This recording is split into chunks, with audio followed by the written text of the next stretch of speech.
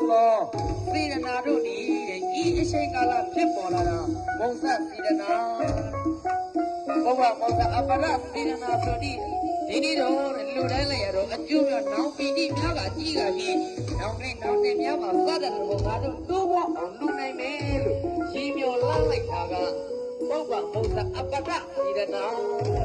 စေရနာသုံးရပြတမ်းပြီးဒီကနေ့လူရမ်းကြတော့တရားမှာအပေါင်းတို့ဤ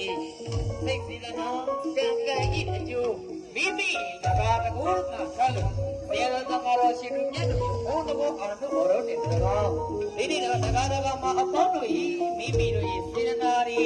ဒီနေ့တူဘောပါပြင်းတဲ့တရားတော်မှာရှိသူမြတ်ပုဂ္ဂိုလ်ဒီနေ့တော့ဆက်တာငယ်လာယဟသာမိမြတ်ပေါ်မှာအစဒီနေ့တော့တဲ့တရားပြတော်အသက်ရှိတရားပြတော်ပြောဝေသံဃာကတော်အမျက်ကြီးပြည့်စုံနေရဖြစ်ဒီနေ့တော့တဲ့ဘဝမှာသာရဏရီနဲ့မှာတရားတော်သံဃာတော်ရှိနေတယ်လက်ရှိဖြစ်ကိုပူဇော်နေရတာကတော့သံဃာတော်ရှိနေပေါင်းပါဒါရင်းစီလူဘဘဝအဆင့်ကိုပြုလိုက်တော့ဒီနေ့တည်းတော့ရှင်းဘုရားဘုရားကိုတော်မြတ်ကြီးမမီလိုက်ရတာဒါနဲ့သိလူရကိုပူဇော်ရတယ်လက်ရှိတွေ့ကြုံနေရတာသံဃာတော်